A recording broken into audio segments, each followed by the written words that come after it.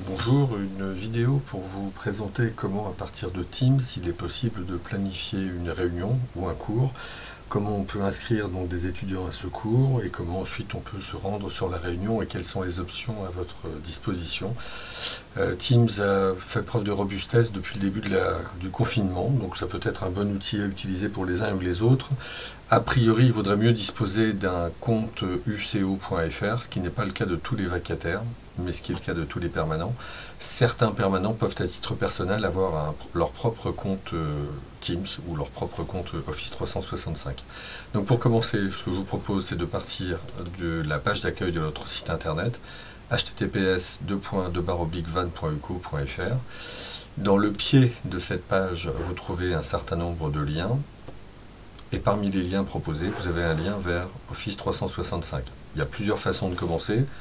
On va commencer par ce mode d'emploi-là, ou cette procédure-là.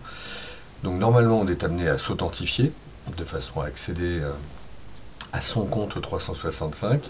Donc maintenant que je suis authentifié, j'ai plusieurs façons de planifier un cours ou une réunion sur Teams. Le calendrier est une bonne façon de faire. Donc le calendrier est une application que vous voyez là. Si vous ne voyez pas le calendrier parmi les applications proposées, demandez donc à voir toutes les applications, il doit être un petit peu plus loin. Je clique sur calendrier, mon calendrier de la semaine va s'afficher et je vais simplement créer une visio, par exemple pour demain matin de 8h à 9h. Donc sur mon agenda pour le 20 mars, je viens cliquer, glisser et réserver l'espace pour mon cours. Je vais appeler ça cours démo Teams. Je vais indiquer différentes choses, à quelle date, ok, l'heure, ça me convient bien. J'ai pas besoin de préciser une salle puisque ça va être virtuel, mais j'ai besoin d'options qui ne sont pas présentes ici. Je vais donc demander à voir les autres options disponibles. Et dans les autres options disponibles, la première chose va être de dire que la réunion va avoir lieu non pas en présentiel, mais en ligne. Et là, je choisis si c'est une réunion Skype ou une réunion Teams. Je vous conseille donc d'essayer réunion Teams. Une fois que c'est précisé, il ne reste plus qu'à inviter des participants. Donc pour ça, vous cliquez dans le champ qui est à disposition à cet endroit. Dans le champ, vous pouvez ou bien taper une liste d'étudiants, c'est-à-dire vous allez taper par exemple UCOBS-fil-L1 si vous savez que vous voulez inviter une promotion de L1. Quand vous avez quelques propositions qui s'affichent et vous pouvez cliquer sur rechercher dans l'annuaire pour avoir vraiment la liste de toutes les formations disponibles et que vous pourriez inviter. Admettons que j'invite la filière L1 Histoire, je clique, tous les étudiants seront donc invités. Je peux aussi choisir un étudiant, si je connais son numéro étudiant, par exemple 24 57 32, il trouve une étudiante qui s'appelle Léna Gouraud, je clique, et Léna sera invitée.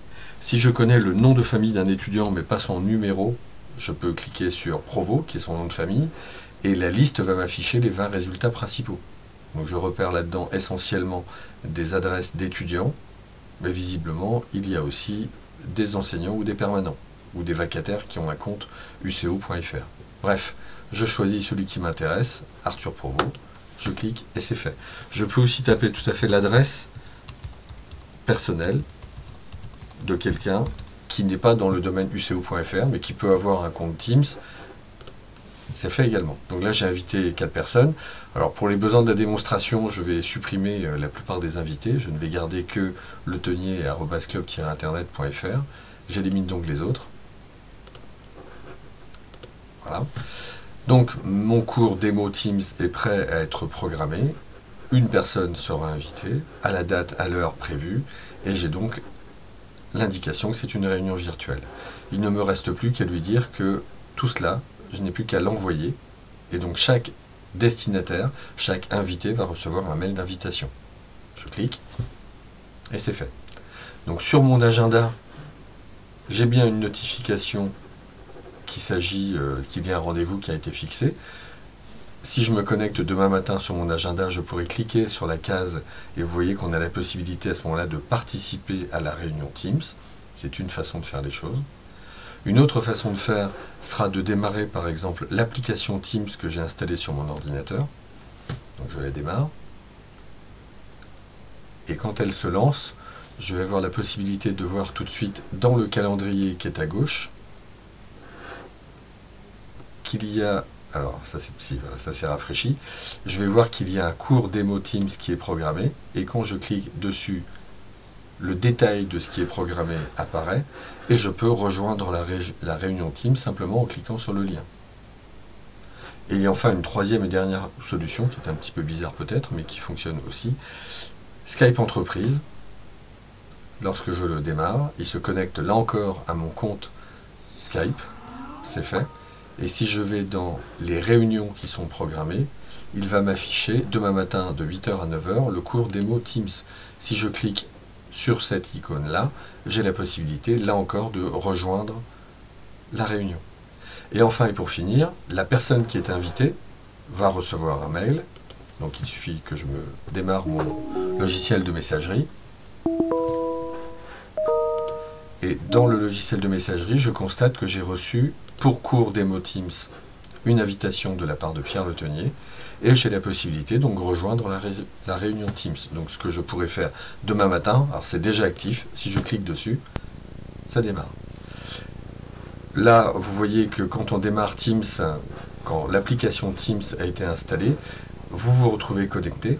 Vous pouvez activer ou non la caméra, activer ou non le micro.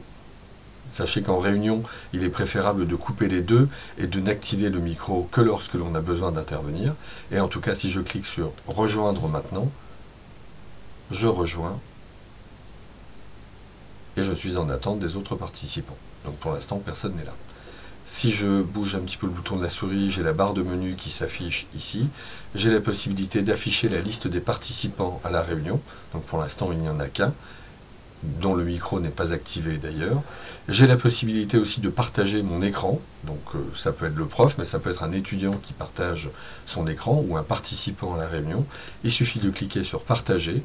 Quand vous cliquez sur partager, il vous montre différents éléments partageables et vous avez la possibilité de parcourir votre ordinateur, charger à partir de son ordinateur par exemple, et je vais trouver un diaporama qui est sur le bureau de mon ordi qui s'appelle diaporama à cours que je peux ouvrir et le diaporama va être proposé à tous les participants.